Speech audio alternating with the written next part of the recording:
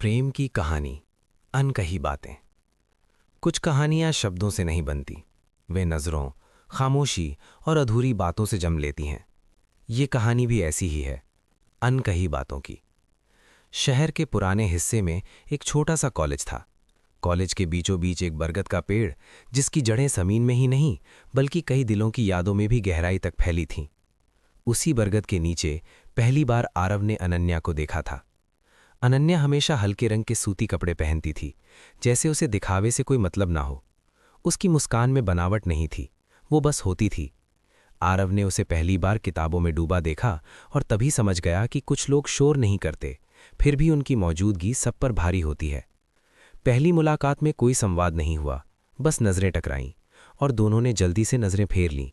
मगर उस पल में कुछ ऐसा ठहर गया जो समय के साथ और गहरा होता चला गया।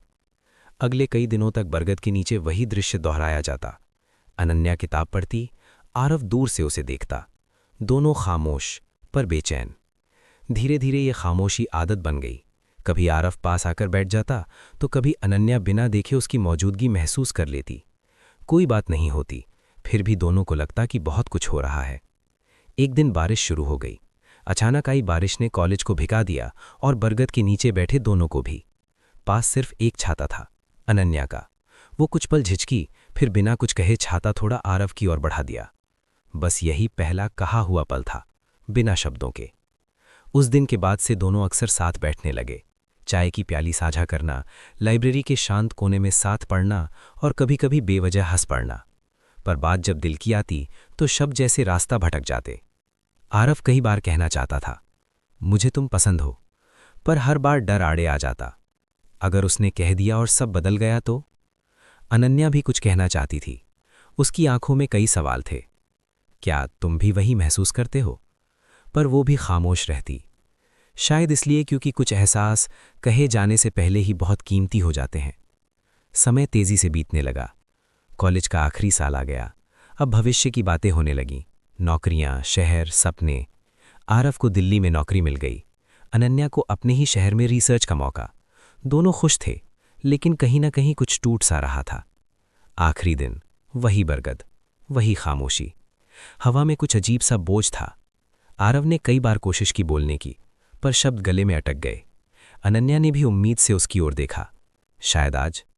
पर आज भी कुछ नहीं कहा गया, बस एक हल्की मुस्कान और एक अधूरा अलविदा। साल बीतते गए। आरव दिल्ली की भागदौड़ में उलझ गया। काम, रिश्ते, जिम्मेदारियां, सब कुछ था, पर भीतर कहीं एक खालीपन भी था। कई बार भीड़ में चलते हुए उसे लगता, काश अनन्या यहां होती। अनन्या ने भी जिंदगी को आगे बढ़ाया। उसने अपनी पढ़ाई पूरी की, काम में नाम कमाया। लोग उसकी तारीफ करते, पर उसके दिल के किसी कोने में वही बरगद और वही खामोशी बसी रहती। कभी कभी दोनों एक दूसरे की सोशल मीडिया प्रोफाइल देख लेते। तस्वीरों में मुस्कान होती, पर आंखें वही अनकही बातें कहतीं। एक दिन आरव की शादी की खबर आई। अनन्या ने बधाई दी, दिल से। लेकिन उस रात पहली बार उसने बरगद के नीचे बैठकर रोने की कल्पना की। कुछ साल बाद अनन्या ने भी शादी कर ली। आरव ने बधाई दी, शब्दों में, पर उसके भीतर कुछ हमेशा के लिए चुप हो गया। समय सब बदल देता है, कहते हैं, पर कुछ यादें समय से भी जिद्दी होती हैं। एक दिन कई सालों बाद आरव अपने पुराने शहर लौटा। माँ बाप से मिलने के बाद अनजाने में उसके कदम कॉलेज की ओर बढ़ गए। बरगद अब भी वहीं था, थोड़ा बूढ़ा, थोड़ा थका हुआ, पर जिंदा। आरव ने जैसे ही वहां कदम रखा, उसे अनन्या की हंसी सुनाई दी। वो सच था। अनन्या वहीं खड़ी थी, हाथ में वही किताबें, आंखों में वही सुकून। कुछ पल दोनों चुप रहे, जैसे सालों की दूरी एक ही पल में सिमट गई हो। कैसे हो? ये पहला सवाल था जो इतने सालों बाद पूछा गया। ठीक हूं, साधारण सा जवाब, पर आवाज में बहुत कुछ छुपा था। दोनों पास की बेंच पर बैठ गए। बातें होने लगीं, जिंदगी की, परिवार की, काम की, पर असली बात अब भी हवा में तैर रही थी। आखिर आरव ने हिम्मत जुटाई, क्या तुम्हें कभी लगा कि हमने कुछ कहा ही नहीं? अनन्या मुस्कुराई, हाँ, पर शायद वही सही था। आरव ने हैरानी से देखा, कैसे? अनन्या बोली, अगर हमने तब कह दिया होता तो शायद ये कहानी आज इतनी खूबसूरत ना होती। कुछ प्रेम पूरे नहीं होते ताकि वे हमेशा के लिए पूरे रह सकें। आरव की आंखें नम हो गईं।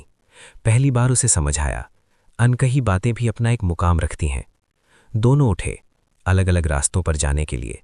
पर इस बार विदा कहते हुए कोई अधूरापन नहीं था, क्योंकि जो कहना था वो बिना कहे ही कह दिया गया था, सालों पहले, बरगद के नीचे। क्योंकि प्रेम सिर्फ कहने का नाम नहीं, कभी कभी ना कह पाना भी प्रेम ही होता है।